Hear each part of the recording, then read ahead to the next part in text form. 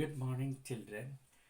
Today's early morning elaboration is about a very interesting topic.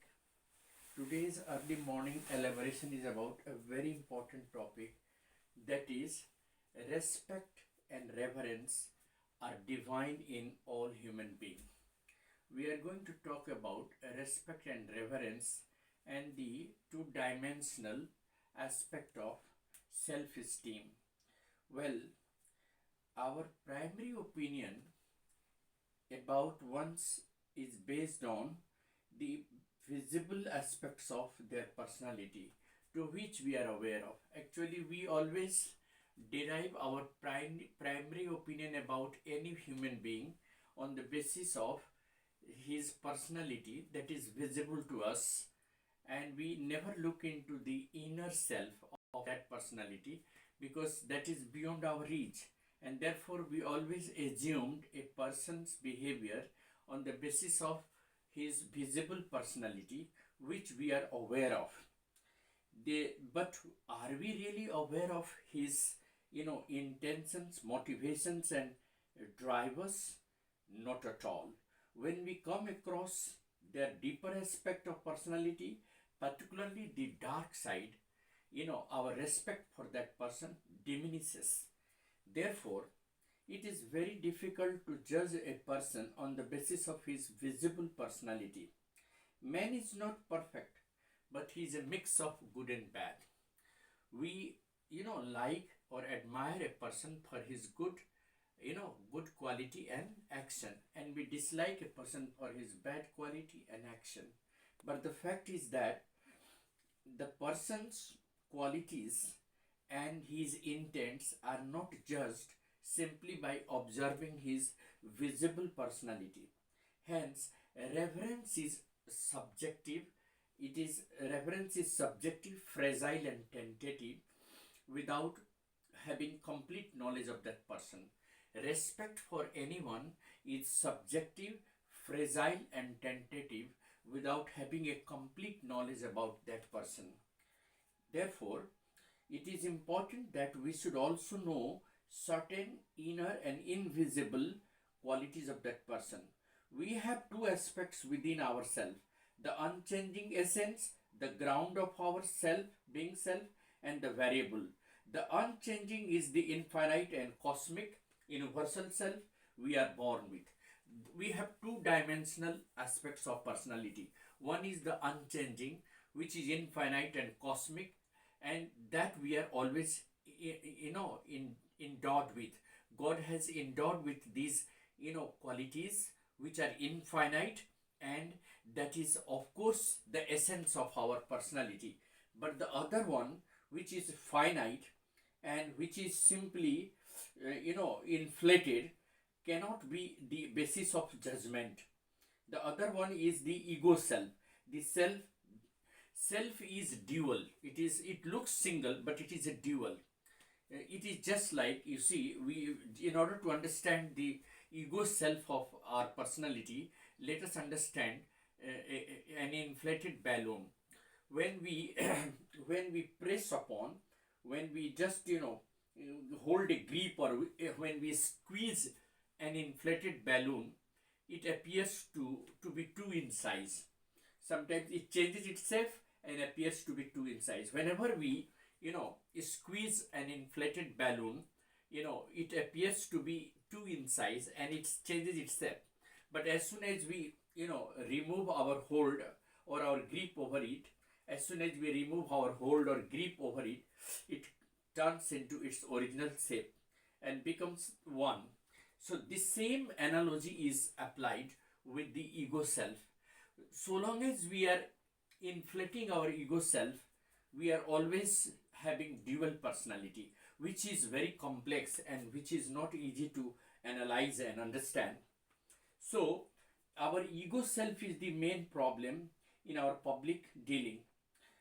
When a person is egoist, he identifies himself, with the mind body complex, and that is the reason why the ego is born. And the ego self subsides, then what remains is the pure self. Whenever our ego self subsides, that whatever remains in us is the pure self. The ego self constitutes deep invisible desires, intents, motivations, as well as visible actions. The egoist's fundamental need is gratification. What is the egoist's fundamental needs? He is always searching for gratification. He is looking for gratification. He is always fearful of losing his identity, and therefore he always tries to defend himself in public life by drawing others' attention. He finds others as a separate identity and considers disagreement as a threat to his own existence. Disagreement is a greater threat to his existence. An egoist is always fearful of losing his identity, and therefore he consistently or persistently tries to defend himself and desires attention. Whenever he feels that he is not going to have any agreement, whenever there is a disagreement, he considers it as a threat to his existence, and therefore an egoist always is fearful of losing his identity. He always demands submission and derives pride in authority and pleasure in subjugation. An egoist always demands submission and is always happy and takes pride in authority and pleasure in subjugation. Therefore, what happens for an egoist is that he is always seeking reverence from his colleagues and from his partners. So by holding self-esteem, or by holding ego self in high esteem, we reinforce our deep intentions, attitude and belief, and become more rigid.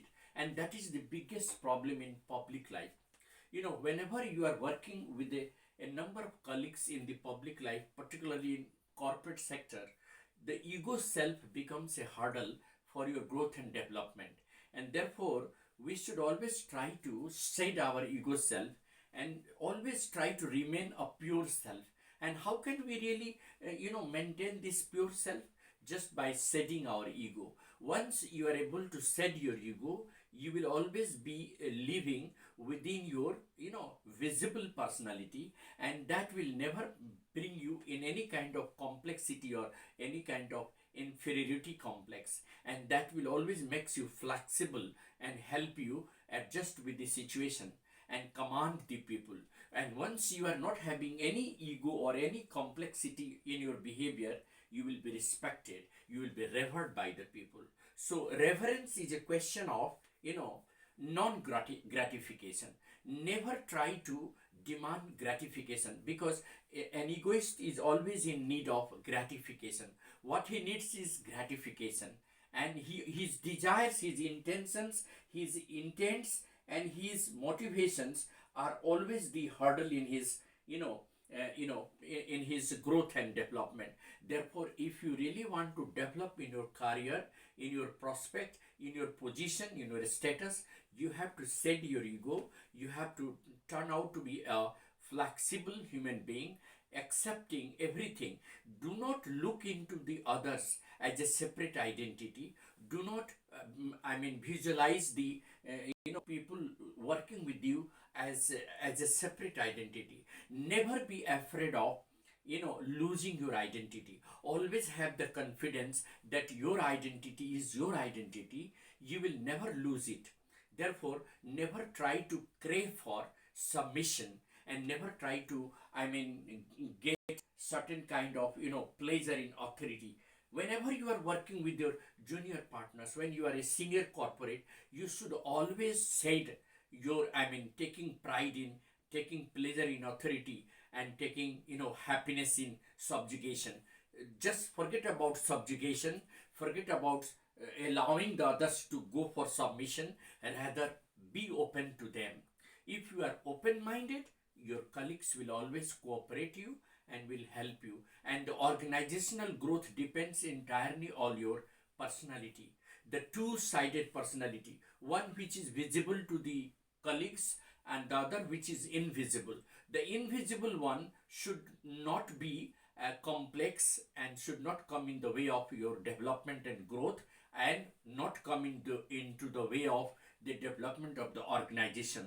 So this is the secret of the success of an organization, that always set your ego self, never go for gratification of your personality, never demand submission from others, and never be afraid of losing your identity. You are always going to get revered by your colleagues when you have the uninflated, personality, when you are constantly trying to develop others along with your own development, and then only you can really expect the organization to progress by leaps and bounds. So what I considers, never take disagreement as an as a sign of getting or not getting existence. Never try to consider disagreement as a threat to your personality. Disagreement is quite logical. People are there who will disagree with you on certain points. That is quite natural. So never believe in any kind of subjugation. Never demand submission in every aspect of your dealing. Rather, be sublime.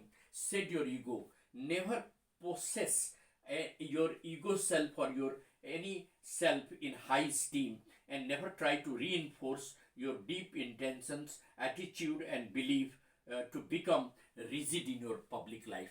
Then only you will be a successful corporate and a successful person. Thank you. Have a nice day ahead.